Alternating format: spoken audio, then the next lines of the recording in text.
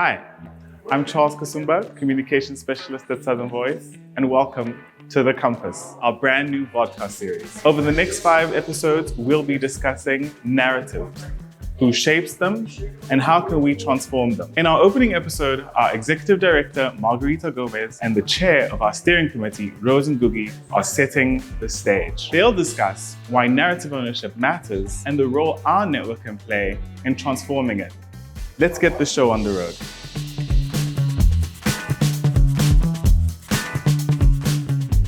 Hello, I'm Margarita Gómez, Executive Director of Southern Voice. Hello, my name is Ngugi. I am the Chair, Steering Committee, Southern Voice. Rose, could you tell me a little more about what is the importance of Southern Voice Network? Southern Voice is a very critical platform. It brings together think tanks from the Global South, and the key objective of having these think tanks coming together is actually to share knowledge, to exchange views, and to ensure that the Global South is able to amplify the voices as they bring the evidence for policymaking on the table. One of the things that I find very important about Southern Voice is it's a unique platform. I think that is one of the strongest or the biggest networks in the world that brings together more than 70 think tanks from the Global South, representing 35 countries. This is a unique platform. There are not others networks like this that bring this collective to really think about the development, to think about how can we change the narrative, how can we also rebalance knowledge asymmetries and have a stronger voice in the global agenda. We see that most of the research that is done in development is done by researchers from the global north. So how do you think that we can change the narrative and reduce this knowledge asymmetry that exists in the development sector? At the moment, I would say that things need to change. They need to change because, first of all, we have gone to school. The global people from Global South have gone to school. Secondly, we have built our institutions. So it's not always good that we have our data collection institutions, and the only thing that they do is to send data to the north. It's the right time that we utilize the skills that we have built in Global South to actually tell the stories of Global South. I'll give you an example. When Kipra, which I came from, was being put together, there was no macro model. The models that used to be there, they were coming in briefcases. So you get a consultant from the north, and they come and they tell you, this is how we are projecting the GDP to be. So until Kipra came in, and it was given the mandate to actually build a macro model so that when you are at the table for policy making, you are able to tell the story about the country that you have lived and that you know better than the other side. So in a nutshell, I would say that it's high time that we take ownership, we tell stories, we live, we evidence, we experience more of what we go through, and therefore we can tell the stories better. I'm very glad that you are mentioning stories, because I think that one of the things that we have been really pushing hard inside of Southern Voice is changing the narrative, and how important is the narrative power, because we know that stories reflect our realities, but also stories can change the realities.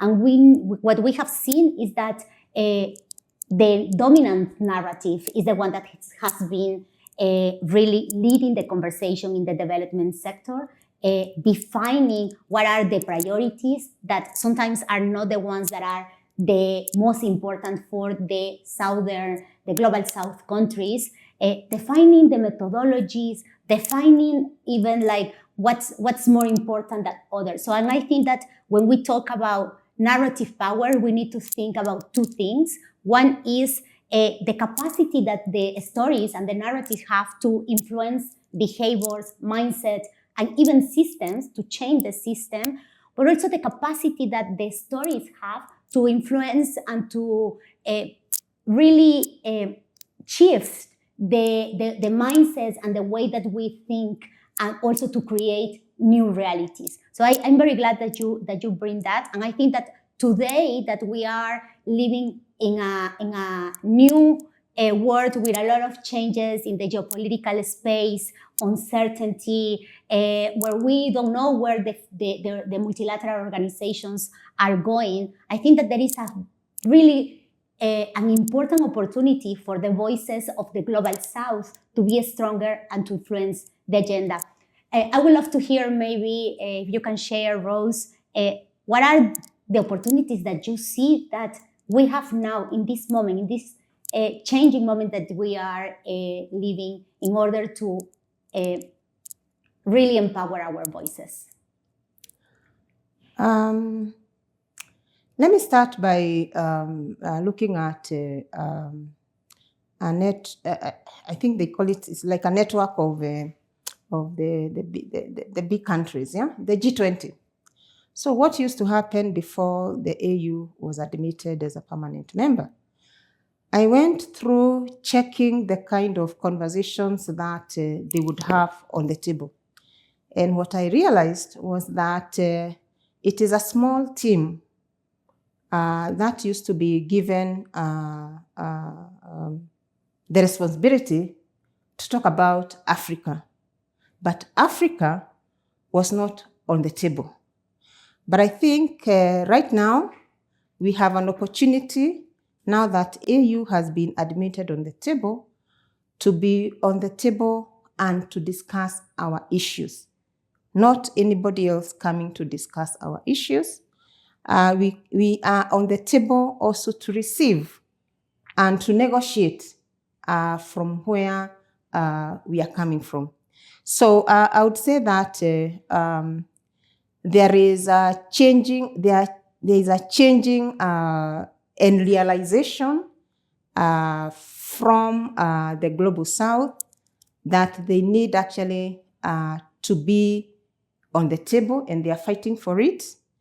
Recently in IMF, we've been fighting for having a third chair in the executive board of IMF, and it's until recently, with the reforms and fighting for a long time, that they have agreed to give Africa a third chair. So what I'm trying to say is that we have systems that have not changed for a long time, but I think there is a rising realization that reforms are necessary for inclusivity in decision making for all of us. Yeah, I think that I will go a little further, because I think that we need inclusion, but we also need, as you mentioned, Rose, be sitting in the table, having a voice, having really a strong and clear positioning. I think that to be influential, you need to know what you want to change, and also to have a clear positioning about the key topics that we want to have an influence. And I think that in this moment that we are rethinking and reimagining the multilateral system, the international organizations, if these organizations that were created under another circumstances, if they want to be alive, they need to have representation, inclusion, And countries from the global south, they need to have also the power to influence decision making. And nobody gonna be giving us the power. Not changes that don't happen by inertia. We need really to push that walls and also sitting in the table and bring clear positioning and clear ideas for change. It's very true. Being on the table, I call that being recognized. But being recognized does not mean that you have a voice. Being recognized does not mean that you're being listened to. You can be on the table, but you're just flowering the table. So being recognized has to go a step further to saying that we listen to each other on the table. What does it mean to listen to each other? It is to let me give my views. I also allow you to give your views, and we agree on a certain position. I come with my position from wherever I'm coming from, but it is not always that, when you come with a position that it will always be agreed upon. It's a question of negotiation. But for the Global South, I think for us to do very good negotiations on the table, we need to have evidence. And I think that we have reached a point where we are generating evidence for ourselves. And that is why Southern Voice has come in, because it is able now to give or to amplify the voice of the Global South in terms of spaces that we can negotiate with evidence. Yeah, and this is taking me to a important topic for us, you as a chair and me as an executive director of Southern Voice. What are the opportunities that we have as Southern Voice in this context? How do you imagine that we can really be more impactful, that we can really help our 71 members to have a stronger influence in the space that we work? I think one of the things that we need to realize is that as think tanks, we can't sit there and assume that we can just have conversations alone. We must facilitate the think tanks to have conversations with policymakers, which means that we are bringing together the evidence generators plus the users of the evidence, and that way we will learn from each other. We'll be able to know what do they want and in which format, and for ourselves we'll also be able to see what is it that we need to change. That is one thing, providing the platform. But secondly, I've learned from this current conference and even previous conferences that when we bring everybody together, we are able to keep all of us to the forefront as far as global debate on policy issues is concerned. And creating that awareness in terms of where the debates are on policy issues at the global level helps the think tanks to actually go back and say, where can I make my contribution towards this debate? And the third thing is that, as you have said, we have evidence. Where is it? How can I access it? And what is Southern Voice doing? Southern Voice is now providing us with a channel. I don't know, I can call it a channel, I can call it a platform, the Global South Perspective. I think that to me will transform the way access to information will happen for the Global South.